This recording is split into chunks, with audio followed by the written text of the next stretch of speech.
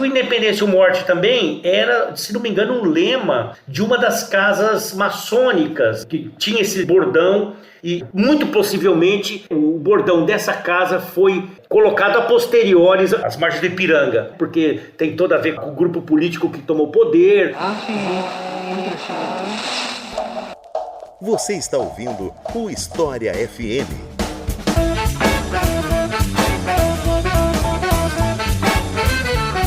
Salve, ouvintes do História FM, bem-vindos a mais um episódio desse podcast produzido pelo Leitura Obriga História. Eu sou Iclis Rodrigues e hoje vamos falar sobre independência do Brasil, que tá aí batendo na porta, assunto que tá levantando muita polêmica também, por vários assuntos, tanto a ver com história, com memória e até com o governo atual, né? Então, toda hora o pessoal tá batendo boca por causa disso por aí na internet. E para falar sobre esse assunto, eu trouxe não um, mas dois convidados. Primeiramente, um convidado que já esteve aqui no História FM, professor Jurandir Malherba, a quem eu passo a palavra para se apresentar para vocês. Então, Jurandir, seja muito bem-vindo, fique à vontade para se apresentar para o pessoal. Olá, Iclis, João Paulo, prazer estar aqui com vocês, ouvintes. Eu sou Jurandir Malherba, sou professor titular da Universidade Federal do Rio Grande do Sul e estamos aí há 150 anos falando sobre a história da independência. Basicamente é isso. E conosco aqui pela primeira vez, o professor João Paulo Pimenta, a quem eu passo a palavra para se apresentar. Então, João, seja muito bem-vindo e fique à vontade para se apresentar para o pessoal. Muito obrigado, Iclis. Meus cumprimentos a você, ao Jurandir, a todos os que nos ouvem. É um prazer estar aqui. Eu sou professor do Departamento de História da USP desde 2004 e, como o Jurandir, também venho estudando o tema da independência do Brasil e vários a ele correlatos nos últimos vários anos, não tanto, o Jurandir exagerou um pouco, aí no meu caso é só uns 120, 110, por aí. Então é isso, gente. Vamos conversar um pouco mais sobre a independência do Brasil depois dos comerciais.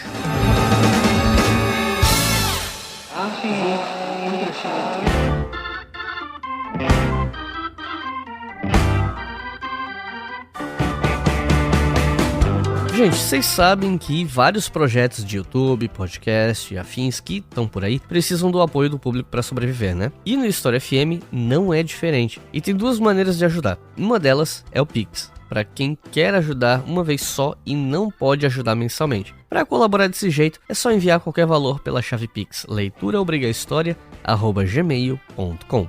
Repetindo, leituraobrigahistoria@gmail.com. Já a outra maneira é pela nossa campanha no Apoia-se, no link apoia.se/obrigahistoria. Lá você pode fazer isso a partir de R$2 por mês e você tem o seu nome lido aqui nos comerciais, ou então, se você puder colaborar com um valor maior, a partir de R$5 por mês você pode ouvir os episódios com antecedência. E os nossos novos apoiadores e apoiadoras são Juan Ribeiro, Pedro Recueiro, Adriana Costa, Breno Barbosa, Renato Rael, Rodolfo Carvalho, Paulo de Souza, Leandro Godoy, Arnaldo Ono, Diego Bezerra, Rafael Rosa e Larissa Valadão.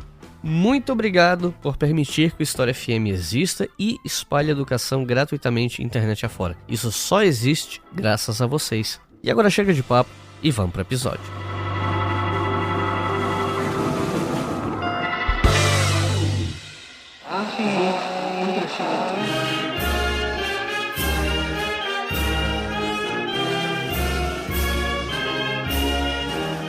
Eu queria começar esse episódio sobre a independência do Brasil falando não sobre o 7 de setembro, mas sobre outras tentativas de independência que ocorreram no Brasil e em diferentes lugares do território que hoje a gente entende por Brasil, né? Mesmo que essas tentativas não tenham sido tentativas de independência de um Brasil como nação, mas sim de independências mais locais, digamos assim. Então, eu acho que a gente pode começar pelo evento que ficou conhecido como Inconfidência Mineira. E um dia eu quero fazer um episódio sobre isso, né? Mas para introduzir o assunto ao pessoal, eu queria pedir para vocês falarem um pouco do que foi a Inconfidência Mineira e se a gente tem como fazer alguma relação entre ela e as aspirações de independência de 1822, mesmo que seja uma conexão tênue. Enfim, o que foi a Inconfidência Mineira?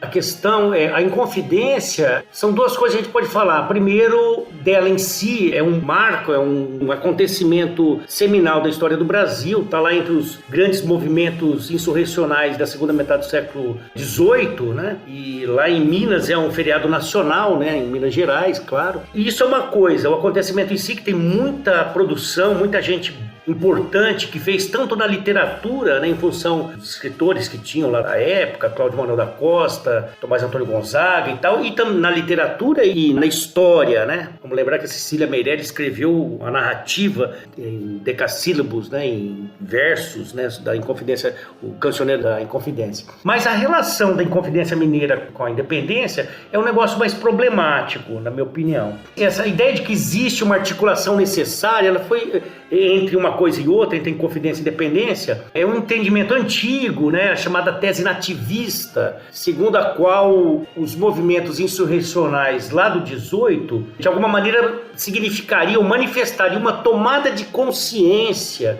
de um suposto povo brasileiro, ou ao menos alguns setores da elite residente aqui no Brasil, esse elemento colonizador, que teria sim surgido, tomado consciência de si, da sua brasilidade e se oposto ao opressor português. Alguns trabalhos ainda reiteram essa tese, né? Por exemplo, se a gente pensar o Kenneth Maxwell, que é fantástico, pesquisador e tal, a Beatriz Elisa da Silva, mas eles repetem um pouco essa tese. Entre os mais novos, tem algumas pessoas ainda que ecoam isso, né? O Robert Wagner, por exemplo, segue o Maxwell, quando ele concebe a Inconfidência Mineira como um movimento de ruptura ensaiado por uma suposta elite brasileira frente à metrópole, né? Então, esse movimento que, aliás, esfriou muito depois da Revolução de São Domingos, quando as classes superiores mineiras e as classes coloniais em geral no Brasil, elas perceberam que esse gradiente de raça era um complicador insuperável no debate sobre a liberdade, né, que os escravizados estavam começando a reivindicar. E também sobre a questão da igualdade, né, que seduzia igualmente os libertos. Mas é problemático ligar uma coisa com a outra. O grupo de pesquisa liderado pelo saudoso professor Istvan Jankson, da USP, a meu ver, derrubou definitivamente essas teses nativistas, né, discutindo os conceitos de pátria e tal, mas o João tem mais propriedade para falar sobre isso, que inclusive participou desse grupo junto com o Istvan. Eu passo a bola. Eu apenas gostaria de reiterar e aprofundar um ou outro ponto já colocado pelo Jurandir. Hoje nós podemos ser absolutamente taxativos. A Inconfidência Mineira não preparou a independência do Brasil. A Inconfidência Mineira não esboçou sequer um projeto de independência do Brasil. E não havia nenhuma consciência nacional brasileira em gestação, muito menos em processo de libertação, entre 1788 e 1789. Ponto. A associação direta entre a Inconfidência Mineira e a independência do Brasil, como se a primeira fosse uma antessala da segunda, é um componente de uma memória nacional que ainda tem muita força no Brasil atual, sobretudo da parte daqueles que não estudam a história, seja profissional, seja de maneira amadora. O estudo sistemático da história do Brasil já oferece muitos e muitos elementos para sepultarmos definitivamente essa associação direta, o que não diminui em nada a importância da Inconfidência Mineira como um evento histórico, porque afinal de contas, a importância dos eventos, ela não é dada apenas ou exclusivamente ou sempre pelos seus desdobramentos futuros, mas sim pelos seus significados na sua própria época. Às vezes, com a distância histórica, nós podemos cravar que um determinado evento, um determinado processo, teve uma importância especial porque foi prene de resultados posteriores. Mas, repito, nós avaliamos em primeiro lugar o que foi aquele evento, aquele processo na sua própria época. E nesse sentido, a Inconfidência Mineira foi muito importante, eu diria, por dois motivos. Primeiro, porque ela reitera um padrão de contestação colonial que já existia desde finais do século XVI, mas que é melhor definido no século XVII e que no século XVIII está pronto. A história colonial oferecia muitos e muitos pretextos para os habitantes do Brasil se rebelarem contra autoridades, sejam autoridades locais, autoridades mais distantes. E nesse sentido, a Inconfidência Mineira ela é um movimento típico e isso a torna muito importante. Agora, ela tem um segundo motivo. E ela tem um segundo componente aí, que é o fato de que ela é provavelmente o primeiro grande movimento de contestação colonial que traz conexões com outros movimentos políticos que estavam acontecendo em outras partes do mundo. Naquilo que, com uma certa simplificação, mas é uma boa expressão historiográfica, nós poderíamos chamar de Era das Revoluções. Então a Inconfidência Mineira não apenas traz padrões reiterados de contestação do mundo colonial, como ela também apresenta algumas novidades de uma política da época que está inserindo o Brasil num contexto mundial. Então não há tomada de consciência na Inconfidência, porque não há nenhuma consciência latente, nenhuma consciência escondida ali que precisasse ser subitamente revelada. Mas há sim a introdução de novos componentes políticos que com o tempo se radicalizarão. Então ela apresenta a possibilidade de se pensar um mundo sem a metrópole, o que não tem nada a ver com uma consciência nativista, como o Jurandir bem colocou aí. Então, se a Inconfidência não está preparando a independência do Brasil, ela está, digamos, se apresentando como um sintoma da conexão do Brasil com um contexto mundial, contexto esse que será muito importante, aí sim, para o desenrolar futuro de uma independência do Brasil que naquela época ninguém estava desejando, ninguém estava pensando nela. E um outro evento que eu acho que vale a pena a gente trazer aqui é um evento que ficou conhecido como Conjuração Baiana. Então eu queria perguntar o que foi esse evento, até porque, a meu ver, ele é menos famoso que a Inconfidência Mineira, porque, né, Tiradentes virou feriado, pelo menos, um feriado nacional, né? Então eu queria saber o que foi a Conjuração Baiana, se foi uma tentativa de independência mais localizada, enfim, o que foi essa conjuração?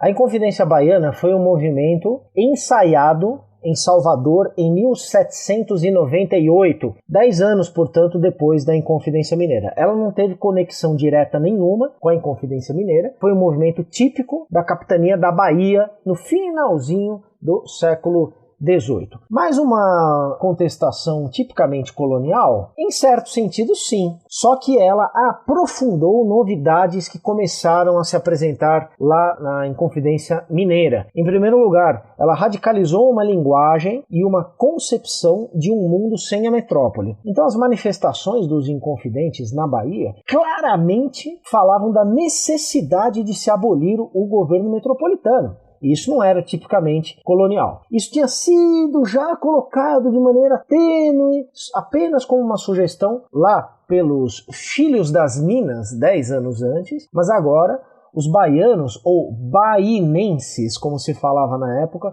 radicalizaram essa linguagem e radicalizaram essa concepção política de um mundo sem metrópole e falaram claramente de uma república. E falaram claramente também na possibilidade de abolição da escravidão e da igualdade racial. E claro, isso mostra também como que essas conexões entre o Brasil e outras partes do mundo estavam se desenvolvendo, porque a Inconfidência Baiana, ela traz claramente ecos da Revolução Francesa, que estava ausente de todo da Inconfidência Mineira, inclusive porque a Inconfidência foi antes da Revolução Francesa, pelo menos antes, se seguirmos o marco convencional de início da Revolução Francesa, que é julho de 1789. Pois bem, a Inconfidência Baiana, finalmente, ela trouxe uma diversificação de um espectro social dos membros envolvidos na política que chamou muito a atenção das autoridades. Então tinha muito pobre, tinha muito afrodescendente e tinha inclusive escravos, aparentemente, tudo indica que sim, envolvidos nesse movimento de contestação com uma linguagem radical e com um projeto político esboçado, não era um projeto político absolutamente claro e coerente,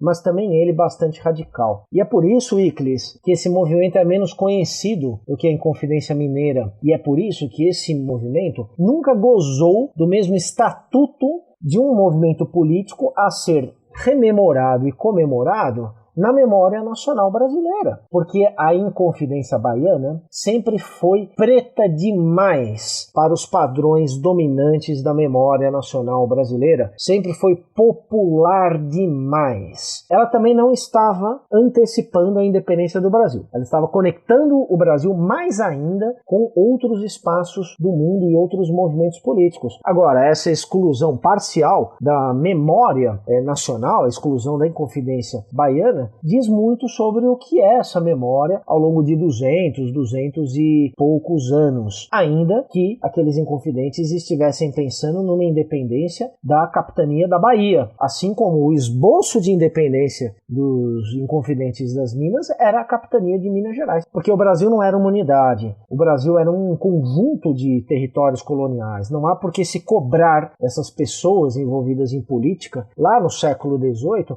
uma concepção de um Brasil que simplesmente não existia. Esse Brasil como uma unidade ainda precisaria ser pensado, precisaria ser criado, não estava dentro das condições de possibilidade desses contestadores. Deixa eu só agregar um elemento, é perfeita a avaliação do João, sobretudo a questão do amplo espectro social, que é muito mais diversificado, com a inclusão de pobres, pretos, libertos, muitos libertos e até escravos, né? E por isso também muito duramente reprimida essa manifestação, diferentemente, quer dizer, houve repressão, obviamente, lá em Minas Gerais e na Inconfidência do Rio de Janeiro, que aconteceu na mesma época, que são os três maiores.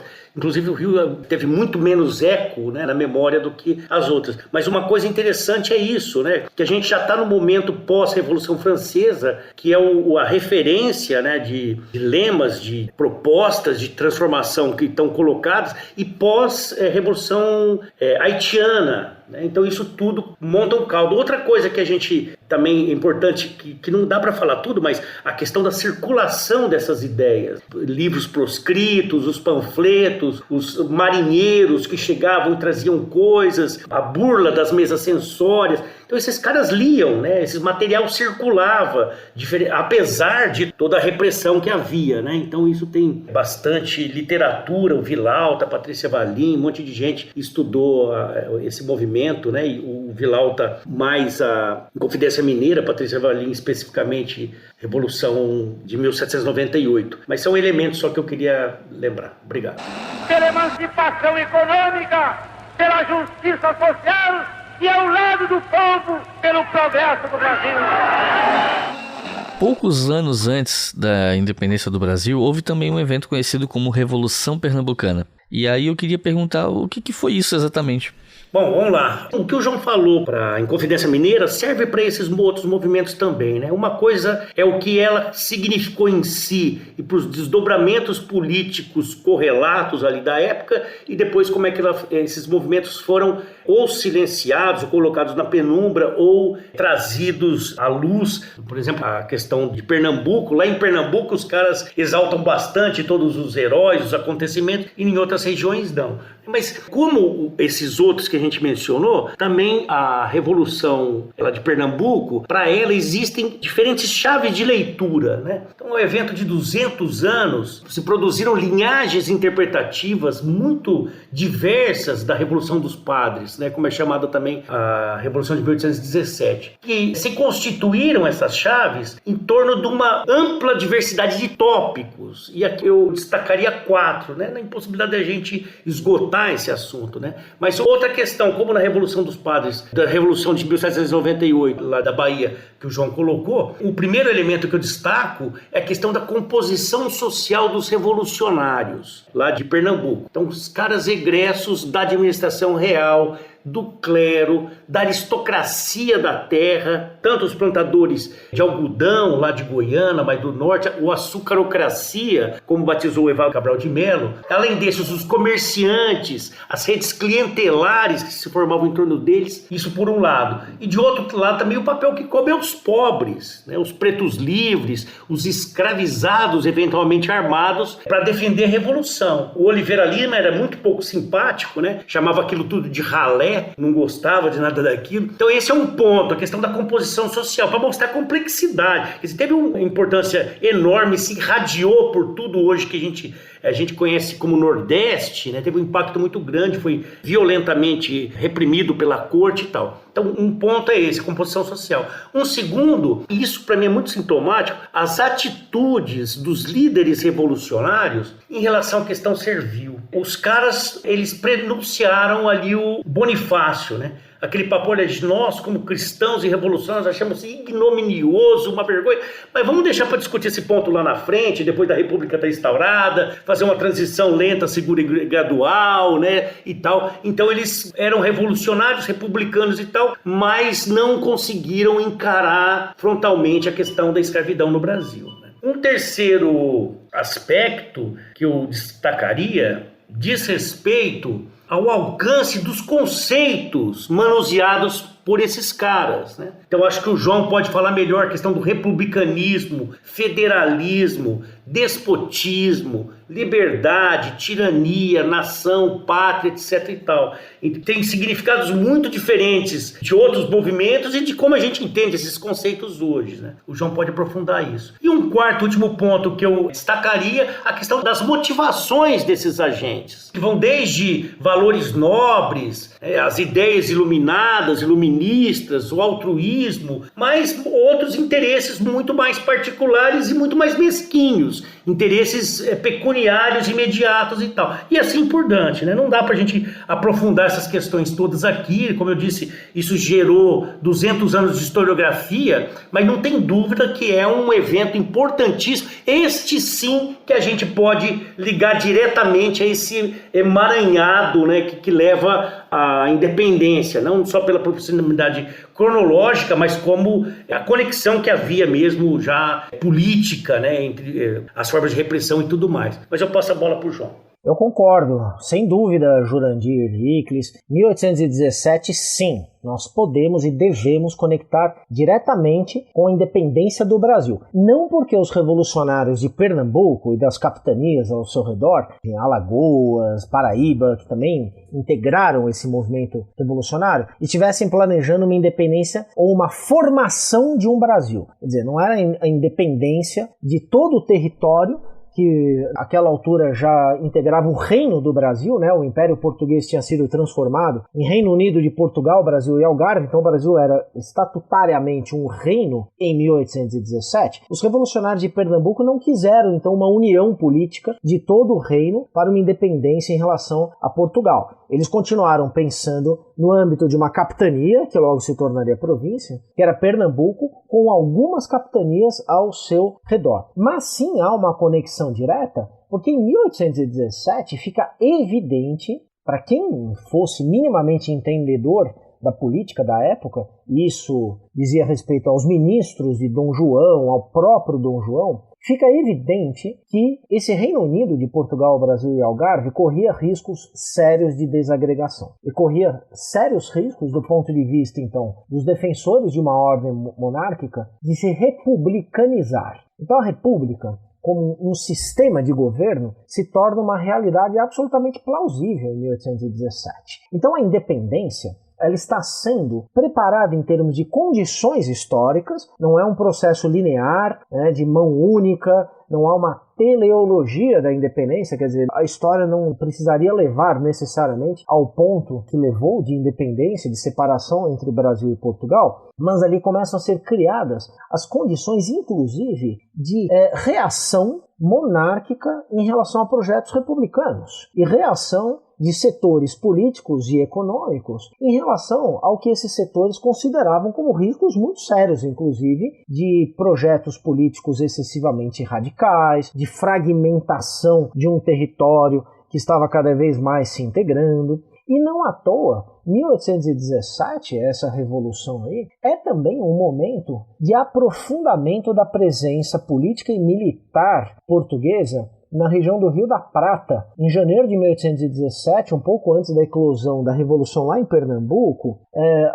as tropas portuguesas que saíram do Rio de Janeiro entram em Montevidéu. E essa questão da presença portuguesa, que depois será uma presença brasileira a partir de 1822, no Rio da Prata, é um dos combustíveis importantes também do desenvolvimento do processo de independência a partir daí. É importante a gente lembrar que a Revolução de Pernambuco, ela durou 3 meses. Durante 3 meses, Pernambuco foi efetivamente governado por uma junta republicana, por um governo republicano. Então aí não era uma simples ameaça, não era o espectro de uma revolução política, era uma revolução política de fragmentação, não apenas do Reino Unido, mas do próprio Reino do Brasil, porque ela se voltou contra o governo do Rio de Janeiro, o governo de Dom João. E finalmente, para concluir essas observações nossas sobre esse movimento de 17, ele gozaria de uma fortuna bastante considerável em uma memória, mas uma memória não exatamente nacional, uma memória mais pernambucana. Então que os pernambucanos que nos ouvem aqui não achem que nós estamos evidentemente desprezando as variações regionais, locais, a diversidade territorial da memória nacional brasileira. Mas a Revolução de Pernambuco nunca foi elevada à condição de um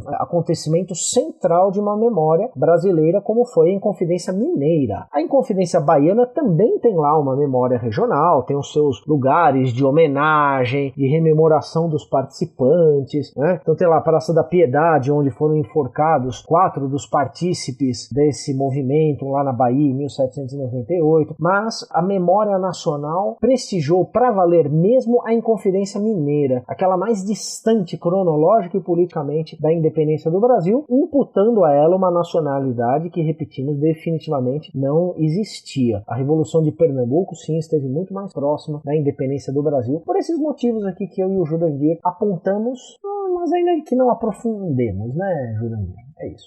Em 1820 ocorreu um evento político em Portugal, que é considerado uma revolução liberal, né? E isso fez com que o Dom João VI voltasse para Portugal, deixando o filho, Pedro de Alcântara, aqui no Brasil como o príncipe regente.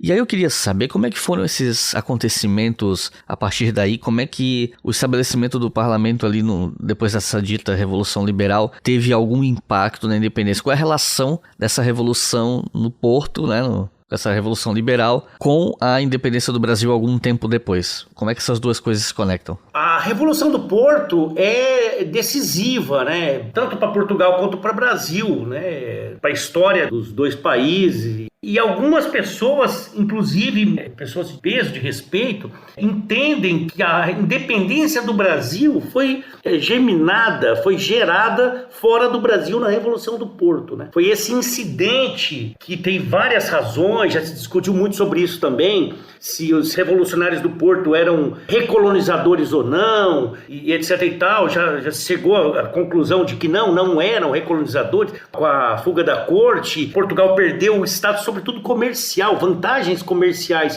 que eram a base do poder, do prestígio dessas pessoas, e isso se tornou insustentável. Com a queda de Napoleão, começaram, né, e sobretudo depois a elevação do Brasil ao Reino Unido, essa elite endinheirada, sobretudo do Porto, de Lisboa, começou a reivindicar um retorno para a obtenção de vantagens comerciais, sobretudo, né?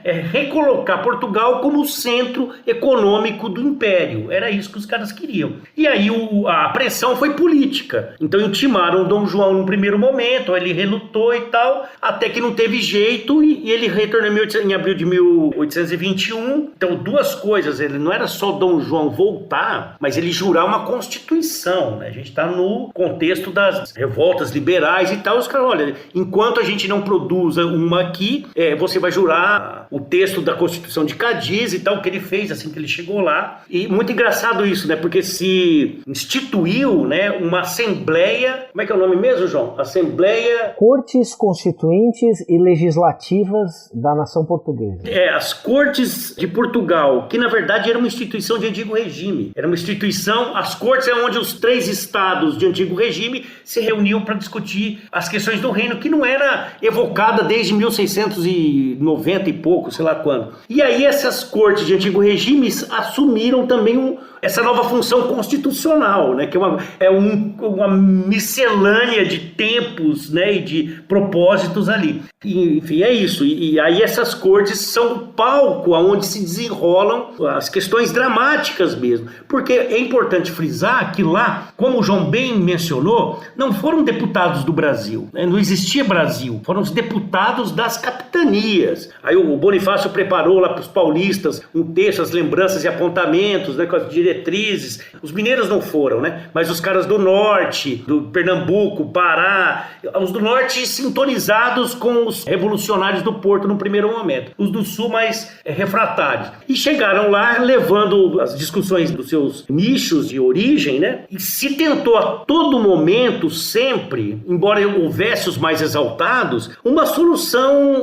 negociada, né, assim, a independência. Tem aquele volume muito interessante da revista do Instituto Histórico e Geográfico Brasileiro, de 22, né, em que a independência se dá em um ano. Os caras pegam, assim, a independência aconteceu ali, que é essa sequência de movimentações luminosas que se dá entre 21 e 22. E aí os caras tentaram a negociação, sempre propalada e nunca efetivada monarquia dual. Vamos fazer um negócio conjunto, tal, mas aí por questões técnicas, mas também por questões políticas, aonde vai se colocar a sede do reino, os tribunais superiores, as últimas instâncias, corte de apelação, os caras não chegaram num acordo e aí foi o estopim, aí saíram perseguindo todo mundo, fugiram lá para Inglaterra, outro tanto veio para cá. Mas é muito importante, né, a gente pensar, quer dizer, você tem também a questão que a gente ia colocar de Pernambuco, então pululando nessa época, não apenas uma guerra de panfletos, né, e de livros, de pronunciamentos escritos, discutindo as vantagens e desvantagens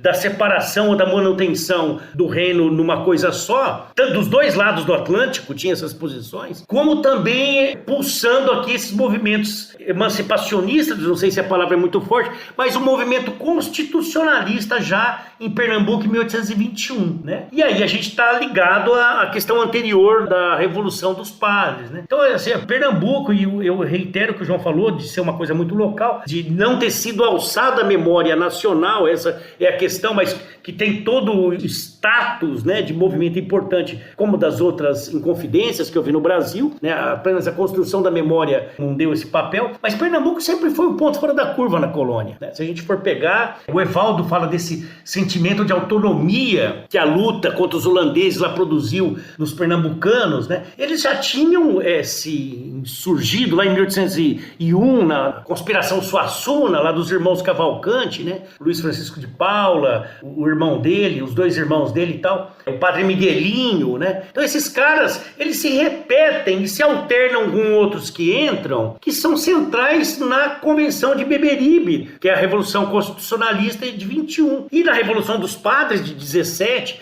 o Gervásio Pires Ferreira, que é um cara central desses movimentos todos, ele foi aclamado presidente da Junta de Goiânia, né, em 21. Tinha participado em lugar importante na Revolução dos Padres e está no movimento constitucionalista de 21. E assumiu o governo de Pernambuco, né? Então o Gervásio vai ser central, tanto na Revolução dos Padres, junto com o Domingos José Martins, o Cabugá, o Padre João Ribeiro, né, o José de Barros Lima, o Leão Coroado, né, o cara que detonou a Revolução, o cara reagiu à voz de prisão lá que o Barbosa de Castro deu e matou o cara com um golpe de espada, né? Isso foi o estupim da Revolução de 17. Então, muitos desses caras de 17 vão estar em 21 e depois vão estar em 24. Da Confederação do Equador, né? Então tem um grupo ali que está agitando e vai ter um papel importante mesmo depois da independência, no sentido de firmar Pernambuco como um lugar importante, a questão da emancipação e a instituição da República e tal. João? Sabe, Jurandir, queria fazer um comentário aqui, bater um papo aí contigo sobre essa questão de Pernambuco, desse excepcionalismo político de Pernambuco, e depois faço uma observação complementar, né, ao que você já disse, e eu estou totalmente de acordo com a sua caracterização, sua análise aí da Revolução do Porto, né? Quanto a Pernambuco é o seguinte: Veja, eu tenho um enorme respeito e admiração pelo Evaldo Cabral, que é um historiador gigante da historiografia brasileira, e o livro dele, inclusive sobre a independência, Outra Independência, é um livro muito interessante. É um dos principais livros aí sobre o assunto, cheio de ideias, cheio de sacadas, inclusive com algumas descobertas. Então, tudo isso posto, eu acho que esse excepcionalismo de Pernambuco, que é uma tecla da historiografia do Evaldo Cabral, que ele está sempre batendo, ou esteve sempre batendo aí por muito tempo, eu acho um exagero, sabe, Jurandir? Pelo seguinte, se nós observarmos o contexto específico da independência, as maiores resistências ao projeto do Centro-Sul, de início não estiveram em Pernambuco. Pernambuco aderiu bastante bem à independência e depois, evidentemente, isso cobrou um preço na Confederação do Equador em 1824. Mas a Bahia se dividiu, o Maranhão se dividiu, o Pará se dividiu. E todas essas já províncias, a Bahia, o Maranhão e o Pará, apresentam também um histórico de situações coloniais que são mutatis mutandis, isto é, guardadas as devidas diferenças, mas são comparáveis a um excepcionalismo colonial de Pernambuco. Isso se a gente olhar lá para trás. A Bahia deixou de ser capital, né, do Brasil em 1763, teve um esvaziamento, se ressentiu disso. A corte, uma parte da corte, inclusive o príncipe Dom João, aportou primeiro a Salvador e depois ao Rio de Janeiro, e setores políticos e econômicos dessa capitania queriam que a corte fosse em Salvador e não no Rio de Janeiro. Teve guerra de independência entre 22 e 23. A mesma coisa o Pará e o Maranhão, repito. E se a gente olha depois, aí sim, né, se aproveitando dessa posição mais ou menos confortável do historiador, a importância dos acontecimentos e dos processos está lá na própria época, mas a gente não pode ignorar resultados também que eles tiveram, embora não devamos julgar especificamente ou exclusivamente processos e acontecimentos pelos seus resultados. Mas sabendo desses resultados, teve lá a Confederação do Equador, muito importante. Agora, depois de 1831, houve movimentos de contestação política importantíssimos, como a Sabinada na Bahia, a Balaiada no Maranhão e a violentíssima cabanagem no Pará. Então também tem aí um histórico de contestação, de violência, que projeta luz sobre a independência, sobre o processo de independência, que permitiria perfeitamente que nós caracterizássemos a excepcionalidade maranhense, a excepcionalidade baiana, a excepcionalidade paraense, junto com uma excepcionalidade pernambucana. Mas aí eu particularmente acho, Jurandir e Iclis, que quando a excepcionalidade é muita, quando tem excepcionalidade demais, o que é excepcional torna-se um pouco mais comum, sem evidentemente diminuir a importância desses traços da história de Pernambuco desde o século XVI, tão bem estudados pelo Evaldo Cabral. Enfim, eu acho que tem que relativizar um pouco a excepcionalidade pernambucana, não só no processo de independência, mas antes e depois também. E sobre a Revolução do Porto, eu acho que seria interessante, Jurandir, acrescentar, né, as suas observações, que uma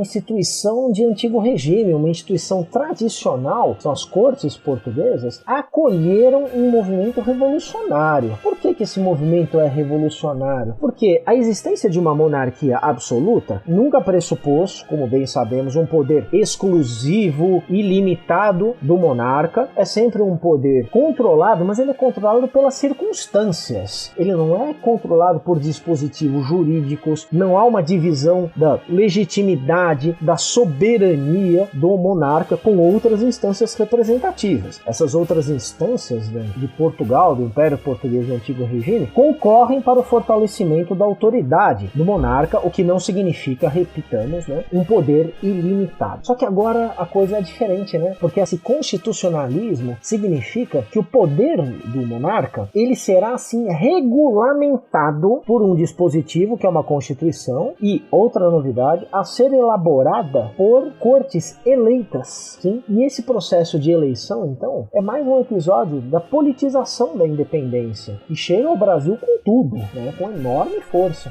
O constitucionalismo, ele não existe apenas por uma força em Portugal. Se a corte não estivesse no Brasil, não teria sido assim. E não é simplesmente uma corte no Brasil que está criando as condições para a Revolução do do Porto é uma corte pressionada por Pernambuco, pela Revolução de 17, pressionada pela influência dos movimentos revolucionários da América Espanhola, é uma corte pressionada por outras desavenças internas, inclusive de ordem econômica, é uma corte que não sabe muito bem o que fazer, se fica no Brasil, se volta para Portugal, e aí os conflitos estão se multiplicando, e essa fragilidade da corte que leva então a essa Revolução do Porto, que você também caracterizou. Acho que seria interessante o nosso ouvinte ter isso em mente, tá bom?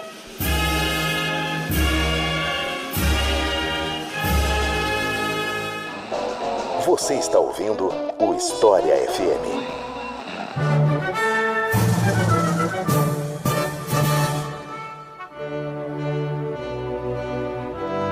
Nesse segundo bloco, eu queria começar perguntando sobre o tal Dia do Fico.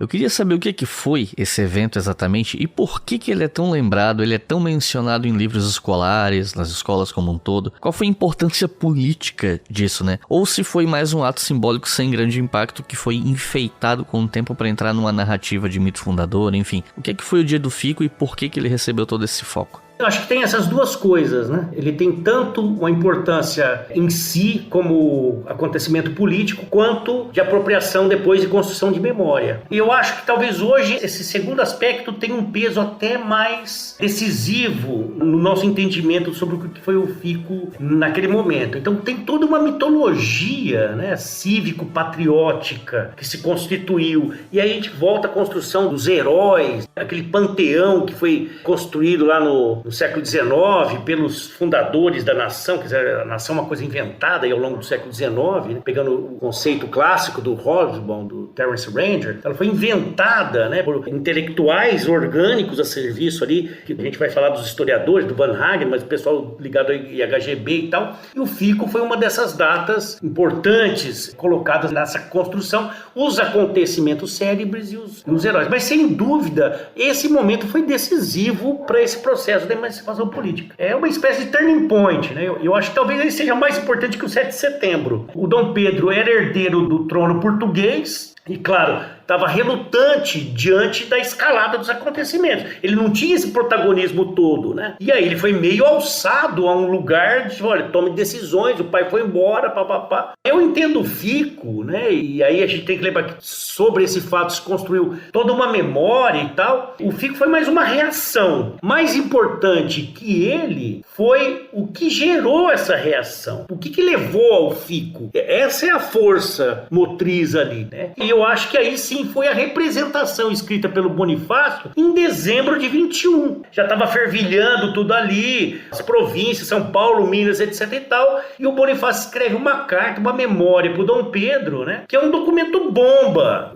Eu acho fantástico esse documento. E assim, foi a primeira afronta declarada mesmo do Brasil às Cortes de Lisboa, né? Então, quando do Fico, o Dom Pedro não é à toa que ele nomeia o Bonifácio para o seu ministério, né? E aí ele dava as suas opções, sinais da sua opção pelo Brasil. Então a carta do Bonifácio, aliás, é sensacional, é um documento, tem aí na internet e tal, naquele estilo épico, né, muito próprio dele. Ele ao mesmo tempo, ele conclamava o príncipe para assumir um protagonismo, mas subrepticiamente, ele ameaçava, muito veladamente, falando assim, olha, se você não tomar esse lugar, você vai ser engolido pelos acontecimentos, né? Mas mostrava que a adesão à causa era importante, e o Dom Pedro foi, né? E ele mostrava, sobretudo, que o caldo estava engrossando muito rapidamente. A adesão à causa da separação estava tomando corpo e vistas, e as pessoas já não tinham medo de falar sobre isso e se expor e tal. E aí eu acho que foi o sinal que ele deu, que o Bonifácio deu muito claro para o Dom Pedro, e uma intimação ao mesmo tempo para ele tomar partido,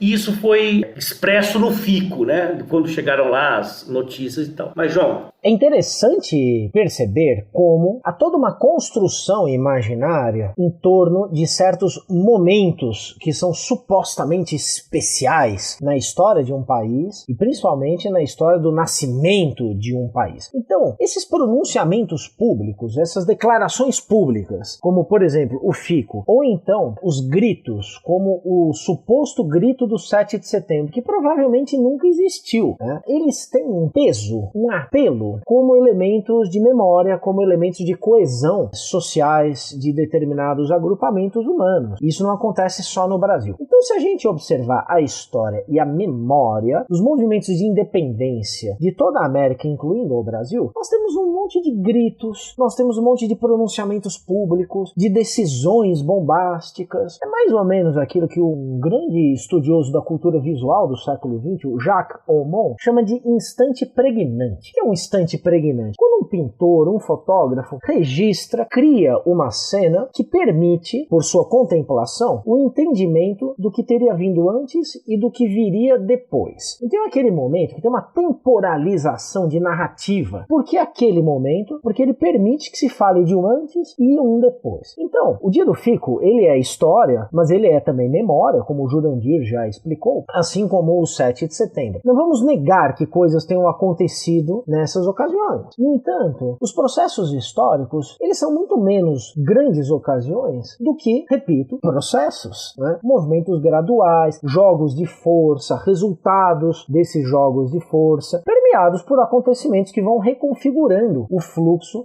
de outros acontecimentos e vão criando os processos. Então, repito, é interessante que o nosso ouvinte tenha isso em mente. Não é só o Brasil que inventou certos gritos, que inventou certos pronunciamentos. É que esses momentos, eles são mais facilmente reconhecíveis pelas pessoas em geral, como se eles fossem momentos de realização, momentos de epifania, isto é, de revelação da verdade até então encoberta. E as memórias nacionais, elas são construídas com base em impressões, em retóricas, em elementos de sedução e persuasão, muito mais do que de descrição de realidades históricas. Então o Fico é sim um momento importante do processo, mas ele é, repito, como o Jurandir já explicou, talvez ainda mais importante do que o 7 de setembro de 22, concordo, mas ele é também fortemente um elemento de memória.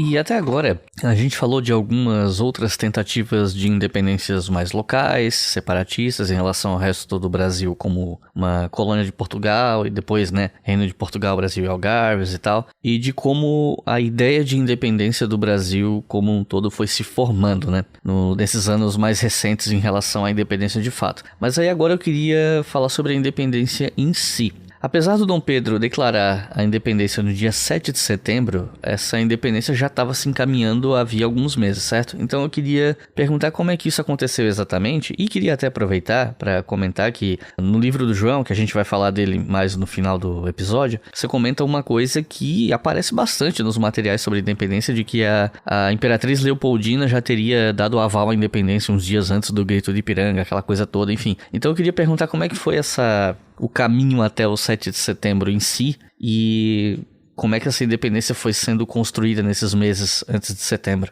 Bom, eu vou provocar o João, vou provocar o Iclis também, porque assim, como que a independência aconteceu exatamente, né? Fiesta Ningaiblich gewesen, como dizia né? Ela aconteceu exatamente como os historiadores contaram depois, né? E as várias versões que houve, etc, etc. Mas isso é uma coisa que eu estou sentindo nas perguntas do Iclis, que a gente está focando nesse bate-papo, que está muito rico, a questão da independência a partir do viés político. Quer dizer, é uma possibilidade legítima, né, do processo, das pressões, das guerras, mas a gente poderia ter outra perspectiva, por exemplo, social. O que era o Brasil como um corpo multiforme, tenso, né, socialmente constituído, e como que a independência também tem a ver com isso. Se a gente for pensar que as forças que fiaram a independência estão ligadas ao sistema produtivo e, sobretudo, à escravidão, né, e a gente não falou da escravidão como uma instituição que é decisiva para a forma como o processo se encaminhou. Isso é um aspecto, né? A outra questão, né, que vocês falaram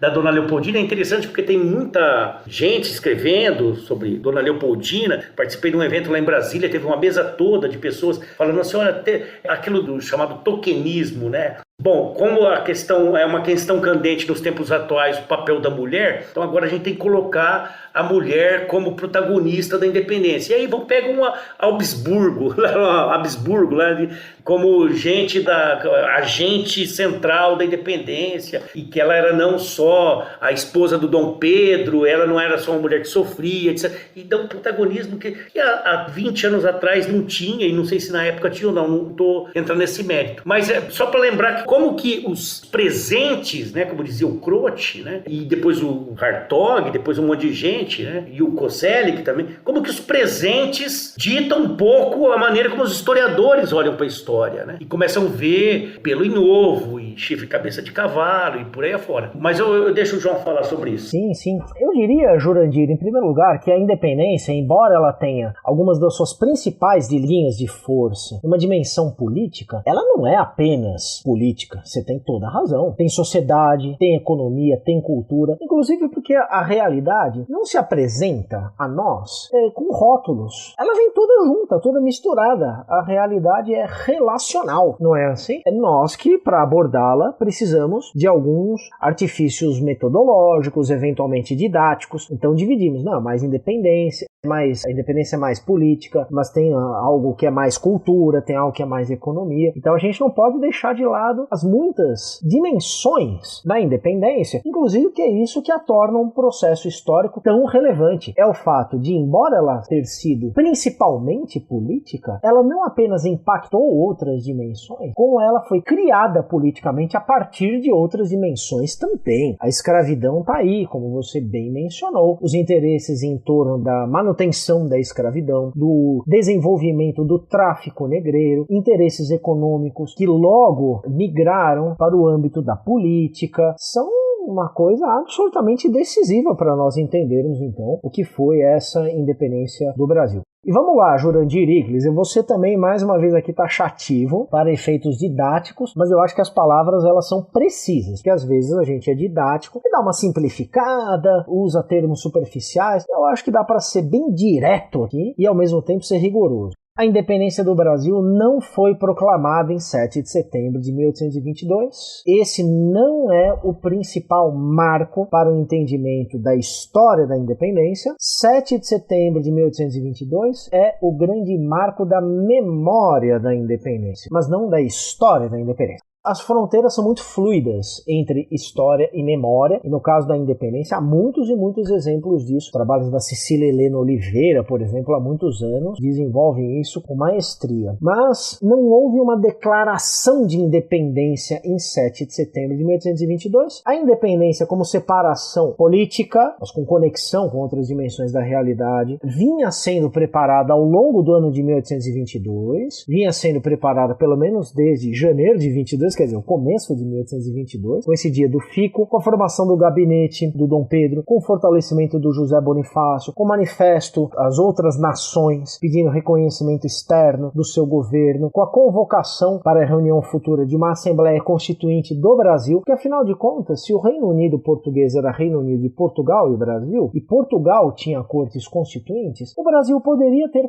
cortes constituintes também. Poderia haver um bicameralismo nesse movimento revolucionário das cortes que tinha se esparramado pelo Brasil e que seria motor, inclusive, da própria ação de Pedro, que se tornaria um monarca constitucional em 1822, no final de 1822, levando a aclamação pública dele em 12 de outubro, a sua coroação em 1º de dezembro. Todos esses acontecimentos são muito mais importantes para a independência em si, não para a memória, do que o 7 de setembro. E aí, chegando a Dona Leopoldina, né, Jurandir? A Dona Leopoldina era uma figura política importante e ela era inclusive politizada, mas a Dona Leopoldina detestava a ideia de uma independência do Brasil, porque ela entendia que isso era uma subversão de uma ordem desejada por ela. Ela era representante de uma monarquia tradicional, reacionária, e que na Europa encampava a contra-revolução da França. Ela era de uma monarquia que governava a Áustria, e a Áustria era uma das principais potências da Santa Aliança. Foi um concerto entre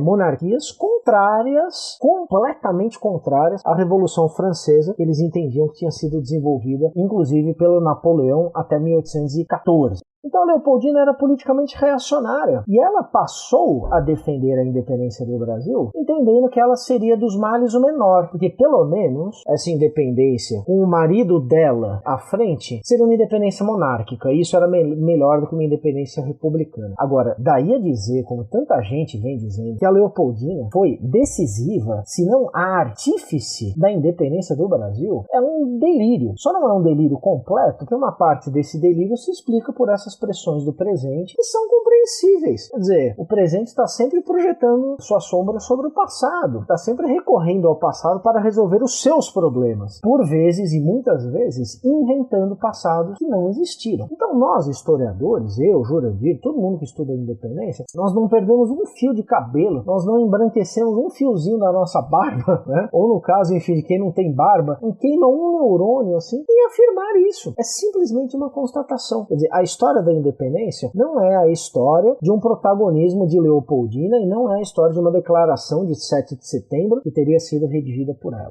Isso tudo é parte de uma história da memória da independência que continua a se fazer em 2022. E nós, historiadores, estudamos também a memória da independência. Então nós não precisamos tomar partido de nada na história. Simplesmente nós tentamos entender o que aconteceu no passado e os usos desse passado que são feitos posteriormente ao passado, tá bom? Então que fique bem claro, nada de 7 de setembro e nada de Dona Leopoldina. Não precisamos desses exageros, dessas distorções, dessas invenções para entendermos a independência. Se quisermos entender a memória da independência nos últimos 200 anos e a memória da independência nos dias de hoje, aí o 7 de setembro e a Leopoldina são muito bem. Exagerei, Jurandir? Você concorda com isso? Fica à vontade. Só deixa eu fazer um detour aqui do roteiro. João, você toparia explicar rapidamente como é que foi esse incidente do 7 de setembro aí às margens do Ipiranga, etc., só para o pessoal, o público geral, entender como é que foi? Claro. Mesmo que seja uma explicaçãozinha rápida? As fontes que nós temos disponíveis sobre os acontecimentos de 7 de setembro de 1822, às margens do Riacho do Ipiranga, são depoimentos, poucos depoimentos, que foram dados posteriormente. Não há registros do momento, pelo menos nós não conhecemos. Pode ser que eles sejam encontrados, mas não há registros conhecidos até o momento daquele momento. Por quê? Porque ninguém estava dando muita bola pro tal do acontecimento no Riacho do Ipiranga, às margens do Riacho do Ipiranga. À época, ninguém achou que ali tinha havido uma declaração de independência. Então, o que aconteceu? Pedro Príncipe estava reunido, claro, com sua comitiva. Ele estava numa viagem entre Rio de Janeiro e São Paulo. Ele tinha vindo a São Paulo para resolver problemas políticos, né? Isso tinha a ver, claro, com o fato de José Bonifácio, natural de Santos, né? Já da província de São Paulo, então, ser o seu principal conselheiro, o principal membro do seu gabinete. Então, Pedro estava resolvendo questões políticas. Se ele estava interessado em questões afetivas ou não, isso também não tem lá muito interesse, porque essas questões afetivas, que ele estava visitando a amante e tal, não influenciaram em nada no curso dos acontecimentos, e é absolutamente normal que príncipes, princesas, reis, rainhas tenham amantes e que pautem suas vidas por esses relacionamentos. Então não tem nada demais no fato de que Dom Pedro estivesse também visitando a Marquesa de Santos, mas ele não veio a São Paulo para isso. Pois bem, então a comitiva parou nas redondezas de São Paulo. Hoje o Ipiranga é um bairro, faz parte dessa metrópole gigantesca que se expandiu até lá. Na época era redondeza de São Paulo, e nesse lugar a comitiva foi alcançada por um mensageiro da corte que trazia notícias. Isso era normal. Então, se o príncipe estava ausente da corte, ele era alcançado por mensageiros, ele recebia notícias, e as notícias eram de José Bonifácio, de Leopoldina, deveria ter outros papéis aí, e a situação estava realmente ficando cada vez mais tensa. Então é provável que nesses papéis, nós também não sabemos exatamente o teor desses papéis, que eles contivessem mensagens que já sinalizavam, olha, a ruptura é cada vez maior, ela é iminente e tal, mas não havia nenhum decreto de independência, pelo menos nós não achamos nenhum decreto de independência, menos ainda lavrado por Leopoldina, que dissesse, há que se declarar a independência. Então Dom Pedro deve ter se comunicado com a sua comitiva, deve ter feito manifestações referentes ao conteúdo desses papéis, mas não há nada que indique que ele desembainhou a espada, que ele tenha dado um grito independência ou morte. Esse grito foi associado associado a um bordão político, independência ou morte, que foi inventado poucas horas depois, né? Então em São Paulo ele já era acolhido com independência ou morte, mas isso deve ter sido criado em São Paulo, e não ali naquele momento. Ou seja, até que se prove o contrário, não houve um grito de independência em 7 de setembro de 1822. Aí ele seguiu a sua viagem, foi recebido em São Paulo, passou por outros lugares, voltou ao Rio de Janeiro e a história seguiu o seu curso. Repito, ninguém na época achou que ali tinha sido decidida a independência. Deixa eu dar um pitaco aí, João. Vai lá. Da mesma maneira como colocaram Leopoldina como protagonista, existem uns livros de divulgação que colocam a Domitila como protagonista. E chegam a dizer assim que ela foi a articuladora, porque ela tinha um problema com a família do Dom Pedro e tal, e que ela tinha uma ascensão, uma coisa assim psicanalítica, de que ela foi... Tem gente falando isso, né? Então, assim, o tamanho do delírio varia muito. Tem uns delírios mais palatáveis e tem outros que são absolutamente sem nexo, né? E sobre o Dom Pedro, as margens do Ipiranga, as notícias que chegaram, né, da correspondência até onde se sabe, são as últimas vindas das cortes, né, onde eles tinham batido o pé para a supressão total dos tribunais superiores, tribunais de apelação no Brasil, que eles deveriam ficar só em Portugal. E isso causaria uma convulsão social, inclusive, porque todo mundo era empregado público no Rio de Janeiro. Ia ter um monte de perda de emprego, e isso causou um problema grande. Talvez tenha sido um dos motivos pelos quais o Dom Pedro aderiu. E o Independência ou Morte também era, se não me engano, um lema de uma das casas maçônicas, que tinha esse bordão, e muito possivelmente o bordão dessa casa foi colocado a posteriores às margens do Ipiranga, porque tem tudo a ver com o grupo político que tomou poder e os caras projetaram para trás, e é isso. Jurandir, se me permite, nada disso, né, que fique bem claro ao nosso ouvinte, nada disso diminui a importância do processo da independência, nada disso. Estamos simplesmente separando o joio do trigo, porque é interessante para nós historiadores como que depois de tantas e tantas renovações, esclarecimentos, aprofundamentos, desenvolvimentos historiográficos, nesse bicentenário, essa memória oficialista ultrapassada do ponto de vista de relação com a história, mas não com memória em si, dando centralidade ao 7 de setembro e deslocando a centralidade de um indivíduo para outro indivíduo, só que de um homem para uma mulher, no fundo é a mesma coisa. Quer dizer, a história da independência não é um indivíduo, mas como que isso tem uma força gigantesca no nosso país atual, não é? Então, ao se deslocar a figura do herói por uma suposta heroína, como a Leopoldina, termina-se por reforçar a suposta centralidade de um acontecimento que não foi central, ponto final. As pessoas não se dão conta como elas acham que estão renovando interpretações, mas elas estão reeditando as velhas interpretações contra as quais supostamente elas estão se voltando. Russia's resilience is unlike anything he's ever encountered. And as winter closes in, his army begins the most infamous retreat in history.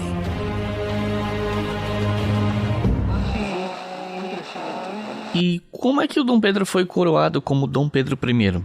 Como é que essa coroação e a própria notícia da independência foi recebida não só em Portugal, mas também nas diferentes regiões do Brasil, né? Levando em conta que algumas dessas províncias já vinham lutando contra os portugueses e tal. Vamos lá. Então eu vou dizer o seguinte, que talvez aqui, vamos dizer que o verdadeiro 7 de setembro, na época dos acontecimentos, foi o 12 de outubro, né? O 7 de setembro, reiterando o que o João acabou de dizer, o 7 de setembro é uma invenção muito posterior, mas o 12 de outubro teve um significado simbólico e político muito importante na época, né? O 7 de setembro ganhou força depois lá, os inventores da nação ao longo do século XIX. Então ali também começam os primeiros rachas internos, né? Tanto o 12 de outubro, elevação do Dom Pedro, depois a coroação em 1º de dezembro, esse momento do 12 de outubro, ali começam os rachas internos, né? Então você olha, conseguimos fazer, Dom Pedro foi aclamado e coroado, o Brasil independente e tal. E aí o grupo que ganha, que é sempre muito plural, né? Vamos lembrar que aglutinou gente de tendências políticas muito diversas, desde republicanos de última hora que entraram a favor da monarquia constitucional, até ultramontanos, extrema-direita que juntou, e a hora que o processo foi alcançado, né, a meta foi alcançada, as diferenças começaram a aparecer, né? Aí o Dom Pedro convocou as eleições para o Conselho de Estado, mas o Gonçalves Ledo e o grupo dele entenderam que o caráter consultivo que se deu para o Conselho de Estado era muito pouco. E aí essa facção mais liberal, né, defendia um Conselho de Estado mais deliberativo, mais legislativo, né? Então aí nasceu o germe da ideia de uma convocação da Assembleia Constituinte que o João falou e que veio já em 23, né? Então a ala liderada pelo Zé Bonifácio, pelos irmãos Andrada, mais conservadora, foi contra. Falou, não, os caras eram muito centralistas. Então com a máquina de governo nas mãos, esse grupo dos paulistas desceu o sarrafo, né? Usou da repressão, da violência para conter o avanço dos opositores lá do Rio de Janeiro, sobretudo os jornalistas, o líder do grupo dele. E justamente as maiores vitórias desses liberais foram justamente a concessão do título de defensor perpétuo do Brasil por Dom Pedro I, a convocação da Assembleia Constituinte e a aclamação do príncipe, né, em 12 de outubro de 22. E aí começa o desentendimento entre esses grupos que vão partir para a selvageria, um comendo o outro aí pelas pernas. Só acrescento, Jurandir e Iclis, que em outubro, muito prontamente, a corte, que é uma nova corte, não é mais a corte portuguesa, mas já é uma corte do Império do Brasil, uma corte que inclusive está se nacionalizando como brasileira, ela despacha correspondência para governos das outras províncias. As capitanias já tinham sido transformadas em províncias. Então, aos governos provinciais pedindo a adesão ao novo império. Claro que não é assim, olha, por gentileza,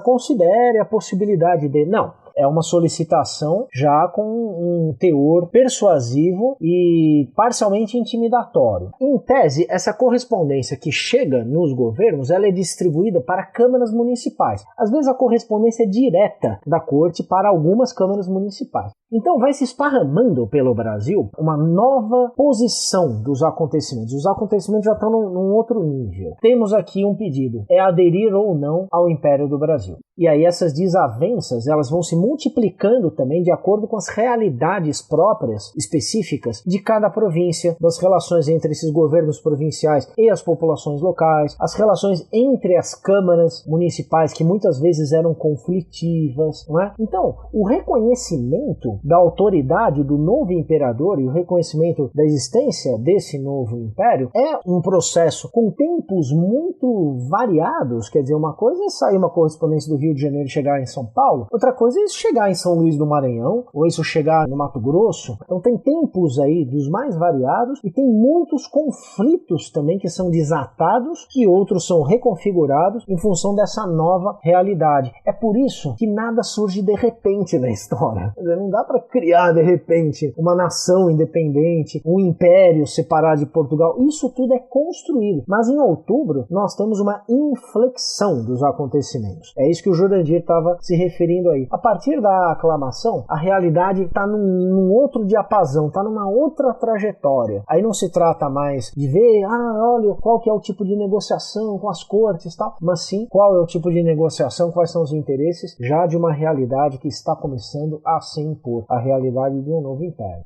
Aliás, eu queria dar uma ênfase aqui nos aspectos militares da independência, porque se fala muito sobre como a independência brasileira teria sido pacífica em comparação com outras colônias americanas, mas se por um lado ela não foi tão violenta como em outros lugares, ela também não aconteceu sem nenhum derramamento de sangue. Então eu queria perguntar como é que foi o aspecto militar dessa independência e por que você acha que ele fica sempre em segundo plano quando se fala de independência? É uma tentativa de vender o mito fundador de consenso de unidade nacional ou é por algum outro motivo? Eu vou só fazer uma breve pontuação sobre essa questão, né? Sim, Iclis, eu acho que você colocou a resposta na pergunta. Talvez mais do que a questão da conciliação, é uma tentativa de reiterar um dos muitos mitos da construção da nação, do povo brasileiro como ordeiro, como que aceita as coisas, trabalhador e passivo, etc e tal. Isso foi muito reiterado, e até hoje reiterado, que é uma grande mentira. A história do Brasil é uma história de resistência, de fora a fora, de cabo a rabo, né? Mas, assim, eu não sou especialista nesse tema da história militar, mas, assim, estudando para fazer esses livros que eu produzi agora, nesse contexto das efemérides, Assim, existia toda uma discussão muito assentada da independência como um desquite amigável, né, que vinha desde do Oliveira Viana, e depois não foi uma transição entre elites, um processo incruento, que não teve sangue, tararará. E aí você fica sabendo de coisas que vão aflorando, que os estudos, as pesquisas de ponta estão trazendo, né, de batalhas, de guerras, né, como na Bahia, Pirajá, tudo mais, e episódios absolutamente chocantes, como o episódio do Brigue Palhaço, né, que aconteceu lá no Pará, que o Grenfell, que era um mercenário a serviço do Dom Pedro I, e é engraçado os caras reclamarem o Dom Pedro como um herói nacional, um herói que nunca entrou em batalha, ele contratava mercenários para lutar por ele. E aí o Grenfell estava lá no Pará e teve um movimento civil numa praça lá, e os caras que estavam sob o mando dele pegaram 253 pessoas, se não me engano, e colocaram no porão desse brigue, desse navio, o Brigue Palhaço, que não se chamava Palhaço na época, tinha outro nome, que era muito pequeno. Os caras ficaram ali confinados, assim, e aí para terminar, literalmente jogaram a pá de cal, jogaram cal por cima. E morreram todos. Sobreviveu um que durou uma semana e morreu depois. Então é de uma perversão, de uma covardia, e isso é dentro do processo de independência. Então dizer que não teve vítima por guerra, por assassinato na independência, é desconsiderar isso que as fontes trazem, que está aí, né? Assim, teve sim violência, brutalidade muito grande e tal. Mas esse é um episódio entre muitos que aconteceram por aí afora, né? Mas eu passo a bola pro João também. Não existia um único exército, um único corpo de forças armadas portuguesas no Brasil à época da independência. Grosso modo, existiam 3 tipos de agrupamentos armados: um exército português, que nós poderíamos chamar de regular, que saía de Portugal e vinha para suas colônias quando isso fosse necessário, e 2 tipos de tropas que eram mobilizadas sazonalmente ou de acordo com as circunstâncias, novamente, e que uma delas ainda recebia treinamento e a outra não tinha treinamento nenhum. As fontes falam, com alguma ambiguidade, chamam esses 2 corpos, um bem treinado e outro sem treinamento nenhum, às vezes de terços, ordenanças e milícias. Então a terminologia varia um pouco, mas grosso modo é isso, né? Ora, esses agrupamentos armados, eles são amplamente mobilizados no contexto da independência, mesmo antes de outubro de 1822. Em função do quê? Em função de conflitos existentes em capitanias e depois em províncias. Ora, como o processo de adesão à autoridade de Dom Pedro é um processo muito assimétrico, não apenas em termos de regiões, de momentos, mas também de interesses, aderir, não aderir, aderir em que termos. Novamente, o caso de Pernambuco é um caso muito interessante, exemplar dessa variedade de possibilidades de adesão. Esse processo de adesão, ele também acaba por mobilizar forças. E em algumas províncias, nomeadamente na Bahia, no Maranhão, no Piauí, no Pará e na província Cisplatina, que hoje é, grosso modo, a República Oriental do Uruguai, nessas províncias houve guerra. Entre quê? Entre partidários da independência e partidários da manutenção dos vínculos dessas províncias com as cortes portuguesas. Não foram guerras nacionais entre 2 nações diferentes, não. Foi uma guerra civil, embora militar, mas civil, isto é, uma guerra entre portugueses, que ao entrarem em guerra estavam acentuando diferenças identitárias que já vinham sendo esboçadas anteriormente ao longo de todo o processo de independência, mesmo antes, mesmo já desde 1808, com a corte no Brasil e as suas muitas contradições. Pois bem, essas guerras, então, elas foram muito importantes, não apenas na história da independência, mas no surgimento do Brasil. Nós não devemos avaliar uma guerra pela escala de mortos, ou exclusivamente pela escala de mortos. Nós não devemos avaliar uma guerra apenas pela escala de destruição. Se fosse isso, nós não levaríamos a sério a guerra da Ucrânia, que está acontecendo nesse exato momento. Por quê? Porque o número de mortos é muito menor que, por exemplo, a guerra do Golfo, ou então a guerra Irã-Iraque. Isso para falar de guerras recentes. Se nós pensássemos apenas no número de mortos ou apenas nos contingentes militares envolvidos, a única guerra a ser levada a sério da história da humanidade seria a Segunda Guerra Mundial, que foi a maior de todas. Uma guerra é aquilo que ela é. E as guerras de independência, elas foram impactantes na sua época, independentemente de comparações entre contingentes, mortos, destruição, com outras guerras do mesmo período, como, por exemplo, as guerras de independência da América Espanhola, que é frequentemente a comparação mais feita para depreciar a importância, para menoscabar a importância das guerras de independência do Brasil. Eu menciono aqui um excelente livro que foi publicado recentemente, de autoria do Hélio Franchini Neto, Independência e Morte, o melhor estudo sobre as guerras de independência do Brasil até o momento, e ele crava com todas as palavras a escala das guerras de independência do Brasil foi altamente considerável, inclusive para os padrões da época. Mas fazendo equivalências com o que seriam essas guerras, aquela população que na época era em torno de 3 milhões e 500 mil pessoas no Brasil, se isso acontecesse no Brasil de hoje, seriam guerras terríveis. Então é isso, devemos sim levar a sério essas guerras e toda a violência que é elemento fundacional do Brasil. Jurandir tem razão. A própria independência que começou a forjar um mito, que depois foi sendo reelaborado e reforçado, o mito do brasileiro pacífico, de uma história sem conflitos. O problema desse mito é que as pessoas acreditando nele, elas veem a violência e dizem que não é violência, não é? É muito interessante isso. Se vocês me permitem uma observação aqui um pouco mais informal, um dia desses eu estava assistindo programas esportivos aqui, eu estou sempre assistindo programas esportivos, eu adoro futebol, e aí teve uma invasão de campo, a bilionésima invasão de campo da história do futebol brasileiro, num jogo entre Santos e Corinthians, na Vila Belmiro, o estádio do Santos. E os jornalistas esportivos em peso adotaram um tom alarmista. Isso é um absurdo, porque pode levar a uma tragédia. A tragédia está anunciada. Qualquer hora a tragédia vai acontecer. Eu me pergunto, a que tragédia eles estavam se referindo? Será o assassinato de alguém num estádio de futebol? Ora, assassinatos em estádio de futebol existem de monte na história do Brasil. De monte. No entanto, as pessoas não enxergam isso como sendo a tragédia. Talvez porque elas insistem em negar que violências, enfrentamentos e tragédias existam na história do Brasil. Então, quando alguém diz, olha, vai acontecer uma tragédia, ignora o fato de que pode ser que aconteça novamente uma tragédia. Esse é o peso de um mito, como esse mito altamente distorsivo, que fornece uma autoimagem do brasileiro como sendo o de um povo pacífico, o de um país destituído de violência, destituído de enfrentamento, destituído de guerra.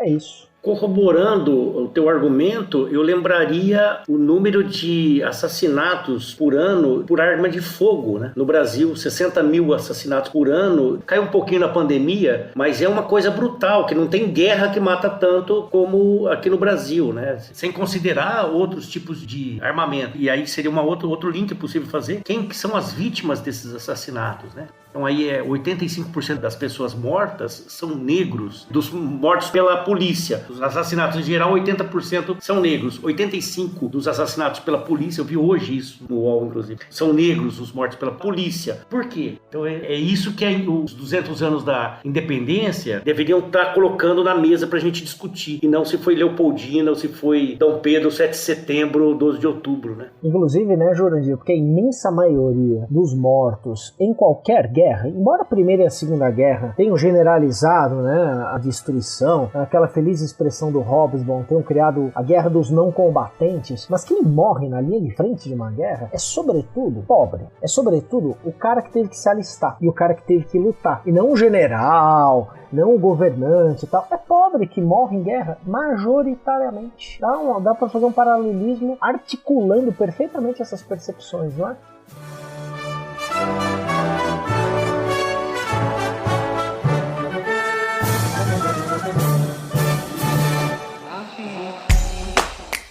Se você quiser colaborar com o História FM, você pode fazer isso via Pix, usando a chave leituraobrigahistoria@gmail.com. E assim você colabora para manter esse projeto educacional gratuito no ar.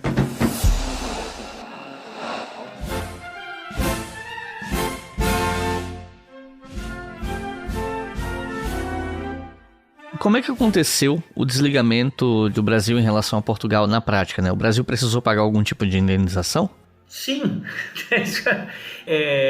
eu até poderia falar um pouco mais sobre isso, mas o que aconteceu Bom, primeiro que o Dom João, quando foi embora, catou as burras e levou os cofres e o dinheiro todo que havia, o numerário que estava circulando ali, levou tudo embora, como ele fez quando ele veio de Portugal para cá, né? Mas os arranjos para o reconhecimento de Portugal, que começou uma pressão dos Estados Unidos primeiro e tal, mas Portugal só em 1825, agosto de 25, reconhece a independência do Brasil, foi acertado, é um número que corre, né, de 2 milhões de libras esterlinas. E era um dinheiro exorbitante, era uma fortuna para a época. Assim. Então, assim, simplesmente custou para nós. Os caras colocaram ali, olha, foi o custo da Biblioteca Nacional, da Biblioteca do Rei que ficou, os custos das coisas que ele perdeu, bababá. Mas, na verdade, ali se fundou a nossa dívida externa, né? O país nasce junto com essa dívida. Então, o reconhecimento tinha interesses geopolíticos muito importantes, que o João pode falar disso, mas foi uma negociação que envolveu muito dinheiro, inclusive. O sistema internacional tem suas regras, né, Jurandir? Não adianta afrontá-las se você quer ser admitido nesse sistema internacional.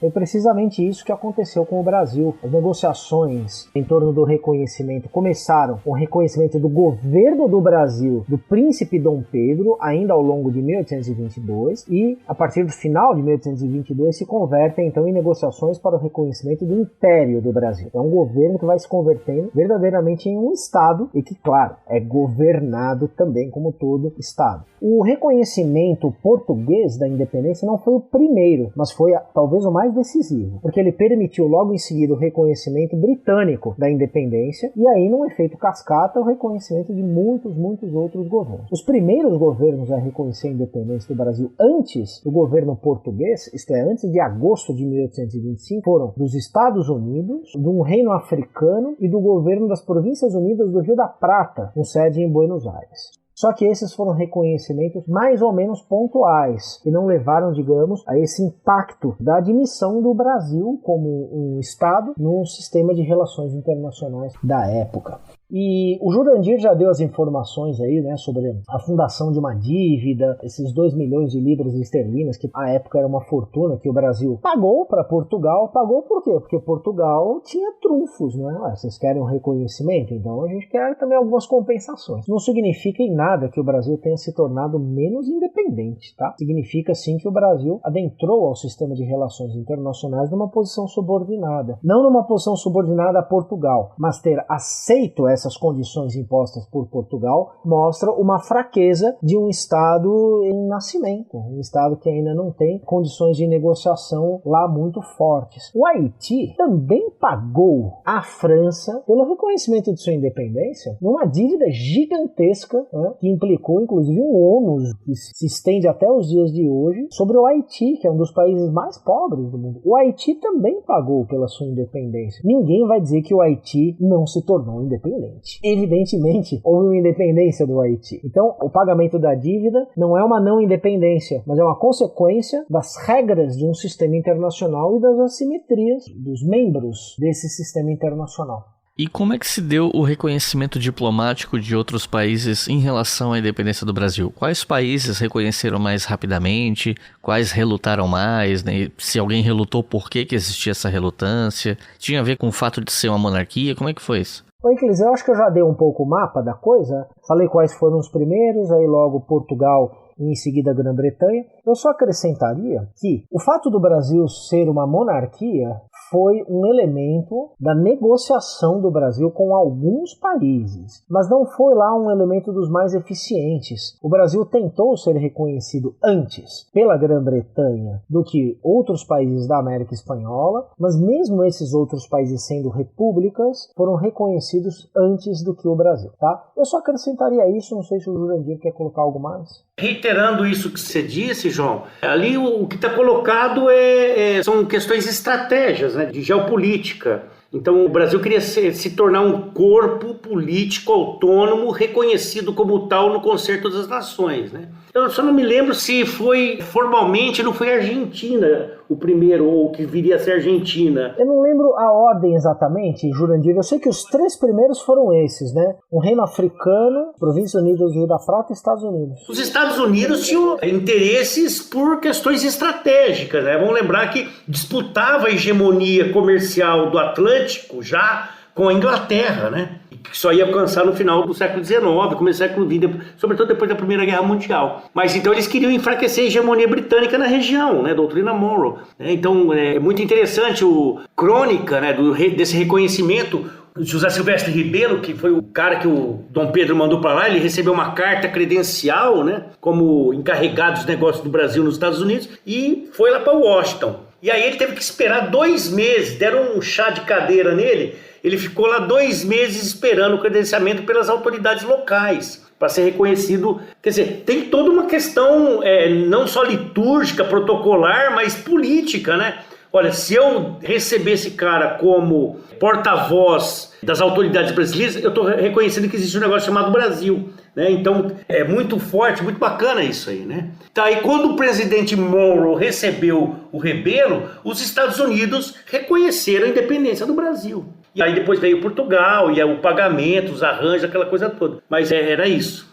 Só para confirmar aqui, o Reino do Daomé foi o primeiro estado a reconhecer a independência mesmo. Inclusive, para quem tá ouvindo aqui, fiquem de olho que em breve vai ter episódio sobre o Reino do Daomé aqui no História FM. E eu queria retomar um ponto que o Jurandir levantou há um tempo atrás, que é sobre a questão de história social em relação à independência, porque eu queria saber o que é que mudou na prática na vida das pessoas nesse momento. E eu tô perguntando isso porque, enquanto outros países vinham tentando modernizar a economia, na medida do possível deixar de apostar na escravidão, o Brasil, como nação independente, começa apostando no escravismo, né? Ele continua apostando no modelo de agroexportação, que mantinha as estruturas de poder, basicamente nas mãos de quem já tinha esse poder, consolidava as elites exploradoras do país, consolidava a escravidão como força motriz do capitalismo brasileiro no século XIX, e no episódio 69 aqui do podcast, que eu conversei com o Jurandir tinha comentado que quando a independência aconteceu, isso mudou muito pouco, ou praticamente nada, a vida de comunidades quilombolas, povos indígenas, e que para eles essa cronologia dos europeus na América não tinha muito impacto na prática, né? Então, já que a gente está falando em prática, eu queria saber de vocês, na prática, para a maioria da população ou para os diferentes grupos que habitavam o Brasil, o que é que a independência trouxe de mudanças? Essa é a pergunta de $1 milhão, né, cara? Eu acho assim que essa talvez fosse a única pergunta relevante politicamente hoje para nós nessas celebrações, né? Porque na verdade é aquilo que a gente está muito em torno das celebrações oficiais, do rompimento político, do 7 de setembro, aquilo que a gente já comentou aqui, e muito pouco, eu não digo o podcast, eu digo as comemorações, as efemérides do bicentenário, muito pouco preocupadas em analisar a trajetória da nação nos 200 anos. Então, o João tocou um pouco isso quando falou das comunicações, da dificuldade, né, da comunicação São Paulo com Rio de Janeiro, e São Paulo com Belém do Pará, e São Paulo com não sei o que. E isso era muito flagrante, né? Então, assim, teve um impacto, talvez sensível imediato, na vida dos funcionários públicos que viviam no Rio de Janeiro, os potentados de algumas províncias e tal. Mas a maioria da população afrodescendente, escravizada ou liberta, pobre em geral, ou os indígenas que estavam sendo massacrados e afastados para o sertão, empurrados para o sertão, os caras não estavam sabendo que estava tendo uma independência, nada disso, né? E isso é muito interessante. Eu estou lendo um livro, eu não vou citar o livro para não fazer propaganda, mas é absurdo isso. Mas tem declarações aí de determinado deputado monarquista, metido a historiador e tal, em que reitera essa tese de que a independência foi um movimento que construiu uma nação que nasceu livre. Eu vi esse pronunciamento ao vivo lá em Brasília, num evento há um mês atrás. A gente deve nos orgulhar dos mentores, dos Found Fathers. O cara usou essa expressão. Os Found Fathers, né, os pais fundadores da pátria, Bonifácio, Dom João, Dom Pedro, porque eles nos legaram uma nação que nasceu livre. E aí eu perguntei, fui meio questionado, nós quem? Nós, os brancos que estavam no mando, que tinha essa concepção do Brasil como uma outorga, uma dádiva que a Casa de Bragança deu, né, que é a tese do Van Hagen, que o Brasil foi construído pela Casa de Bragança a despeito de aqui existirem pobres, existirem pretos, existirem indígenas, etc. e tal. Essas pessoas não constituíam o corpo da nação. E durante muito tempo não constituíram. E hoje tem dificuldade de serem aceitas, incorporadas como contingente da população que tem direitos a acesso à cidadania, educação, segurança, mobilidade, moradia, etc. e tal. Então essas populações continuam sendo invisíveis, ou mão de obra que se descarta, etc. e tal. E nessa fase do neoliberalismo tecnológico, de precarização do trabalho, etc. e tal, não prestam para nada. Teve recentemente um empresário brasileiro, né? Não vou falar a tendência política dele, falou: a gente precisa da miséria, o Brasil precisa da miséria, a gente não pode acabar com a miséria. Isso foi falado aqui, um paulista inclusive, o cara, de ascendência oriental. Então essa é a questão, quer dizer, não só na época, por questões de comunicação, né, do tamanho, do gigantismo disso que hoje é o Brasil, esses contingentes recebiam reflexos muito indiretos disso que é o processo de independência. E depois, ao longo do século, a gente vê como é que foi, né? O Brasil foi o último país a abolir a escravidão, quase entrando no século XX, né? E depois do pós-abolição, que a questão dos libertados foi tratado como um caso de polícia, né? E aí prisões e manicômios, etc. Tudo isso que a gente acompanha. Então, assim, por isso tem muita gente falando de independência incompleta, independências. Eu acho isso tudo muito complicado. Mas, de fato, um processo de construção plena da nação, que conceba a existência desses grupos que foram subalternizados internamente no Brasil, esse processo é incompleto, está em construção e vai depender da gente mandar muito demônio de volta para o inferno para a gente poder começar a reconstruir o Brasil. Eu acho que é por aqui que eu fico. It isn't right that other men should fight and die, that I would just be sitting at home safe. I need to serve. I got the energy and the passion to serve as a medic. Right in the middle with the other guys, no less danger, just while everybody else is taking life, I'm gonna be saving it.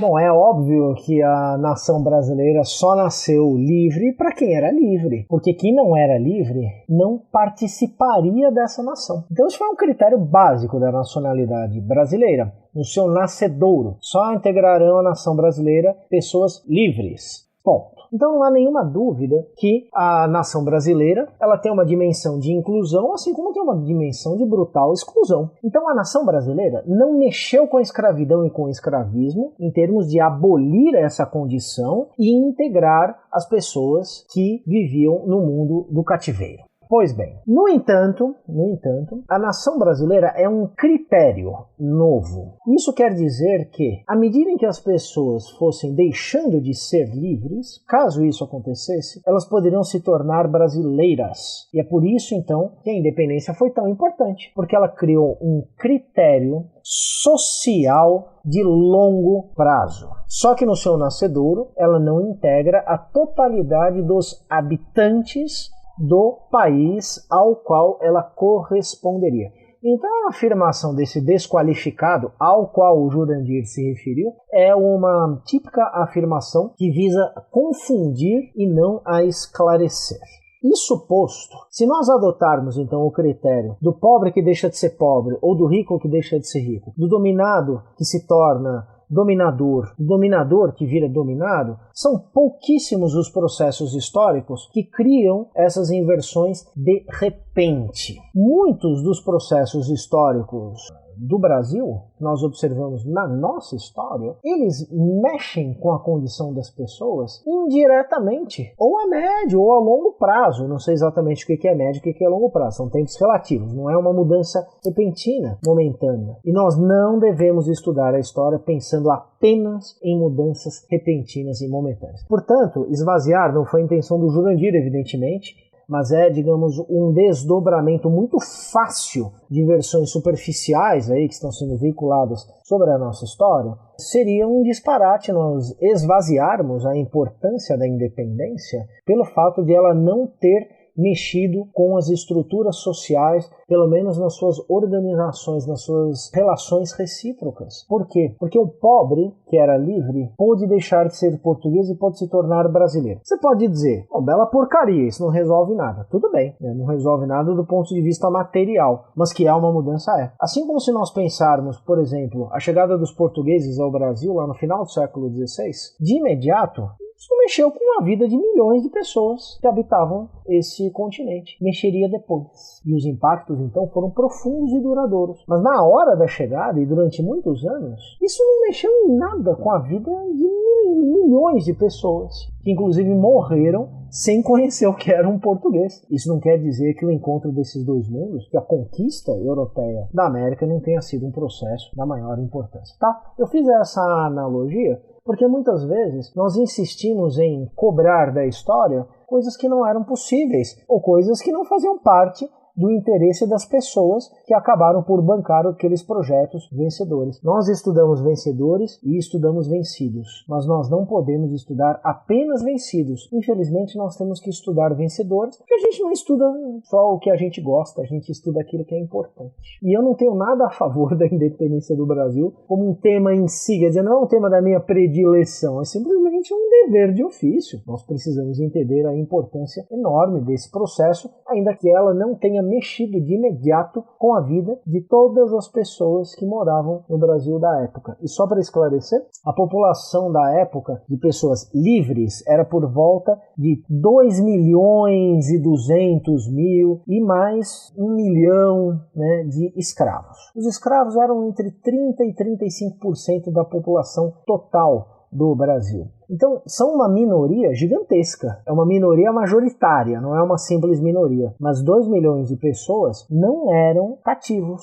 E nós estudamos também, evidentemente, a história pensando nessas pessoas e na relação delas com os cativos. Estou começando a complicar um pouco mais, mas eu só não queria deixar no ar aqui, digamos, uma ideia de uma independência incompleta. O que não se completou é o processo de inclusão social de acordo com padrões que se impõem urgentemente nos dias de hoje. É uma aberração nós pensarmos uma nação brasileira que seja uma nação com tanta desigualdade social, com racismo, com discriminação de gênero, com exclusão da mulher. Esses são padrões que se impõem hoje. Infelizmente o passado não era assim.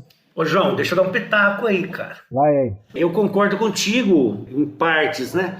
Porque essas estimativas, e não havia censo, essas estimativas populacionais de 2 para 1, né, 2 milhões de brancos para 1, a gente está falando do mundo da ordem, né, do segundo Antônio Cândido. Mas a gente não está considerando, por exemplo, a estimativa que os antropólogos fazem, que havia cerca de 3 milhões de indígenas ainda dos 5 milhões da época do contato. Você tem razão. Esses contingentes não estão incluídos, é verdade. Então a gente está falando que os brancos, os portugueses, eram metade da população do Brasil. E aí também a gente toca numa outra coisa, quer dizer, como que esse processo de independência, é lógico que ele foi importante, que tocou a nossa vida, deixou de ser colônia de Portugal, tem toda a discussão sobre a dependência, né, da preeminência inglesa ao longo do século XIX e a maneira subordinada que o Brasil entrou no Concerto das Nações, na economia mundo, aquela coisa toda e tal. Mas a independência, sim, quer dizer, vamos lembrar que é um fato importante e que a construção do Estado, que antecede a nação no Brasil,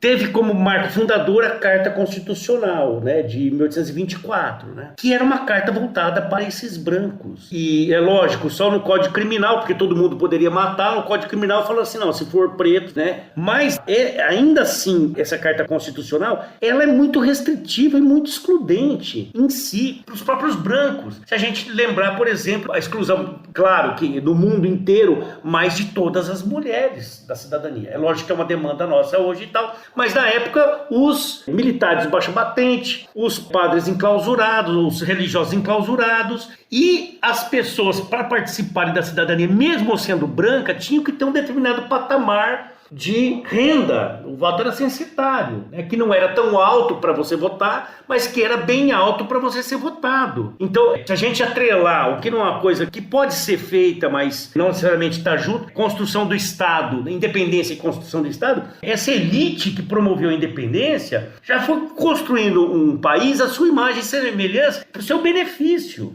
É lógico que é um anacronismo a gente pegar nossas pautas de hoje e jogar lá, que também concordo plenamente com você, mas de qualquer maneira, se a gente pensar que existe continuidade, que existe a história como processo, né, que não é só ruptura, como os Foucaultianos falam, né, essas coisas têm que ser lembradas, né, dentro desse processo germinal da fundação do Estado brasileiro, logo ali do contexto da independência 24, os caras falam assim, não, quem decide, quem manda é esse grupinho muito restrito aqui. Isso impacta a construção do Brasil, pelo menos no século XIX inteiro, né, o período monárquico inteiro, e a constituição de uma elite proprietária que não mexeu nos fundamentos do que existia, né? A propriedade, aquela coisa que tinha nos Estados Unidos, né? 3 acres e uma mula, isso nunca aconteceu no Brasil, nem depois que acabou o tráfico negreiro. Então os caras fizeram o país em benefício dos plantadores, em benefício dos ricos, em benefício, por extensão, dos brancos e contra o resto da população. E é o tipo de coisa que a independência não resolveu, não sei se tinha que resolver, mas de qualquer maneira são pendências históricas que a gente tem que nos afligem nesse bicentenário, pelo menos assim, né? Mas só para fazer um contraponto aí. Não, perfeito. Jurandir, você me permite também só um pequeno acréscimo aqui? Claro, claro. Longe de mim, evidentemente, negar o caráter elitista e conservador da independência. No entanto, como criadora de uma ordem baseada em um Estado, em uma nação, nós, hoje em dia, somos herdeiros diretos desse processo histórico. Então, quando nós pensamos uma nação inclusiva nos dias de hoje, em termos com os quais estamos inteiramente aqui de acordo, certamente nós três, não tenho nenhuma dúvida quanto a isso. Quando nós pensamos, então, os termos de inclusão social, de respeito às diversidades, de democracia, de Estado de Direito, todos esses valores, soberania, todos esses valores, eles estão assentados numa morfologia básica que, sinto muito, mas foi criada pela independência. Ou seja, é uma nação brasileira, né, Jurandir? Então veja que coisa interessante, como que tantos e tantos movimentos altamente meritórios com os quais estamos de acordo, agradecemos todos os dias que eles existem, são atuantes e poderosos, estão a reivindicar certos direitos políticos, sociais no nosso país. Eles se fazem sob a égide de um Estado nacional brasileiro. Então, o Estado nacional brasileiro, ele surge com um coeficiente gigantesco de exclusão, de conservadorismo e de elitismo, mas é esse que nós temos. Ou seja, nós problematizamos isso num grau que é incomparável com a problematização disso há 200 anos atrás. Eu só queria dizer isso. Quer dizer, para nós também não cairmos naquele discurso, Jurandir, de que a nação brasileira ela não foi nada no seu nascedor, que afinal de contas ela era excludente. Todas as nações são parcialmente excludentes. No nosso caso, a exclusão foi singular. E aí você apontou bem. É a exclusão de quem é livre e de quem não é livre. Não é a exclusão de quem fala uma língua, de quem mora num determinado lugar, de quem tem uma religião, que podem ser outras formas também muito violentas de exclusão. Mas no nosso caso, é uma exclusão em termos de quem é livre e de quem é cativo. Pronto, né? É só para dizer isso. O legado é poderoso, viu? Ele é muito atual.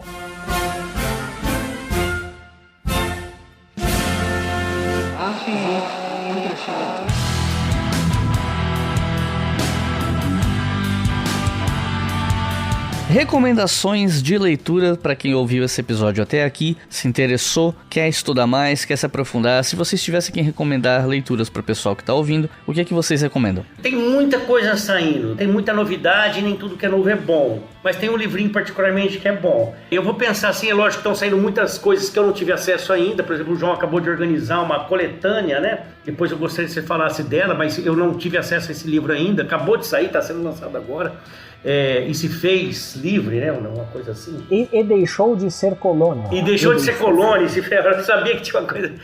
Mas assim, eu vou pensar assim, em termos de divulgação e não de trabalhos acadêmicos muito verticais e tal, porque é o que interessa, né, nesse contexto para um grande público. E aí eu citaria o livro do próprio João que está aqui, sem qualquer interesse material, mas o Independência do Brasil, que é um livro que saiu pela Contexto agora, nesse ano. Eu tive o prazer de adquirir lá em Recife, quando a gente esteve num evento, e que é um livro pequenininho, um texto super fluido e que coloca as questões básicas para se entender a independência numa perspectiva muito generosa para o leitor, e eu recomendaria sinceramente esse livro.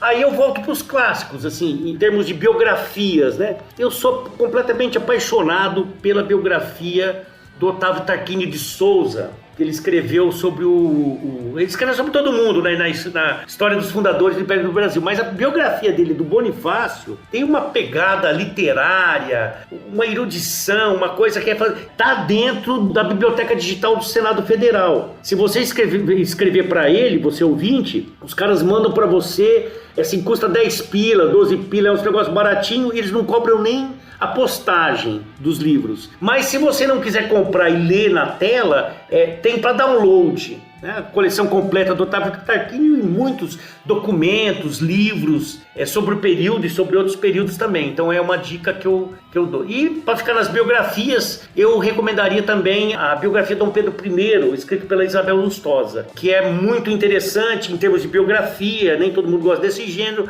mas ele dá um contexto legal e fica nesse limiar dos acontecimentos políticos, para a gente entender bem a sequência dos acontecimentos, da personalidade do príncipe regente, das disputas internas ali. Teria 1000 outros livros para falar, e claro, eu vou citar um quarto, que é o meu almanaque, mas se o João quiser, eu poderia citar também. É isso aí, gente. Obrigado, Ike. Eu cito com prazer seu almanaque, Jurandir, seu livro, né, chamado Almanaque do Brasil nos Tempos da Independência, que é um livro escrito por um especialista. Isso é coisa importantíssima.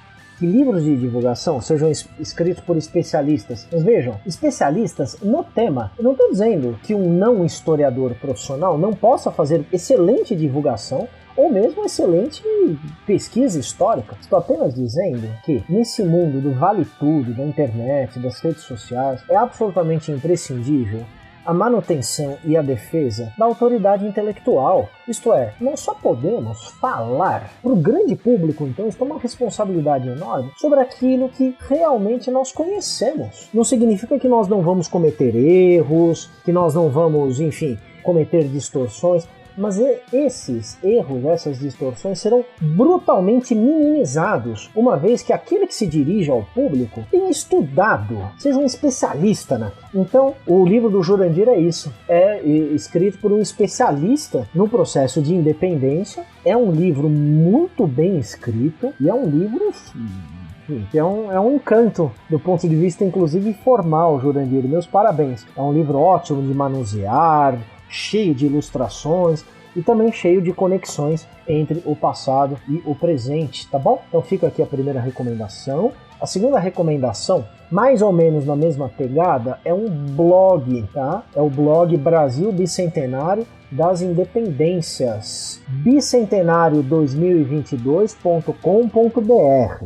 Repito, bicentenario2022.com.br. É uma iniciativa da Sociedade de Estudos do 800, da ANPU, da revista Almanaque, e tem aqui uma série de textos, que são textos curtos, escritos também por especialistas, né? A maioria dos textos, estou sendo muito honesto, tá? A maioria dos textos é excelente. A honestidade aqui reside no fato de que não são todos os textos que são absolutamente excelentes, mas a maioria deles é muito, muito boa. E são textos curtos, que vão direto ao ponto para o consumo dos interessados em história em geral. E eu não me canso, finalmente, aqui em terceiro lugar, de recomendar um livro que eu acho que é absolutamente central aqui, a Bibliografia da Independência, que é organizado pelo Istvan Janso, o Jurandir já o mencionou no início da nossa conversa, que é um volume de 2005, Independência, História e Historiografia. Istvan Janso, organizador,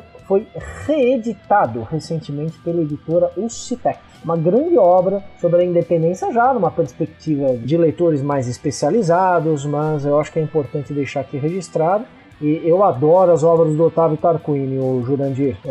Eu acho que ele era um escritor e um historiador gigantesco, viu? Muito legal que você tenha mencionado ele. Então é isso, gente. Meus caros, vocês têm alguma consideração final? Podemos começar pelo Jurandir, então? O João falou de um veículo digital, o Portal do Bicentenário também, que é uma iniciativa com professores e professoras voltada para o público estudantil. Eu participei até de algumas atividades agora no contexto das efemérides, que tem coisas muito legais também nem tudo, mas muitas coisas muito legais e muito democráticas, né? Porque acolhe material produzido por não especialistas, mas que são estudiosos em diferentes momentos da formação. E eu queria só agradecer, Icles, a oportunidade, é sempre bom estar aqui falando com você. O teu papel é muito importante na divulgação do conhecimento histórico, né? Um trabalho exemplar nesse sentido. E sempre um prazer redobrado estar com o João Paulo Pimenta, meu grande amigo e historiador que admiro muito. Um abraço para você. João, fique à vontade. Tem alguma consideração final? Apenas também dizer que foi um prazer compartilhar essa sessão com o Jurandir, com você, Icles. Muito obrigado pelo convite. Estamos aí, estamos na luta diária. Os historiadores são importantes. Eles podem não ser assim, os profissionais mais impactantes na vida da maioria das pessoas, mas nós temos lá a nossa importância. Estamos aqui para defendê-la. Acho que temos algumas coisas a fazer pelo nosso país. Esperamos esteja em processo de reconstrução. Obrigado, viu? Então é isso, gente. Muito obrigado por ter ouvido até o final. Não se esqueçam que os nomes desses livros com os autores estarão lá no post desse episódio no nosso site historiafm.com. Vocês podem me seguir no Twitter, @brigahistoria, Instagram, @brigahistoria também, e no Twitter, @historiafm com FM maiúsculo. E não se esqueçam que esse podcast é financiado pela nossa campanha no Apoia-se. Com R$2 por mês vocês já financiam o História FM e os outros podcasts da casa. E com R$5 por mês você pode ouvir o História FM com antecedência. Então é isso. Muito obrigado. E até a próxima.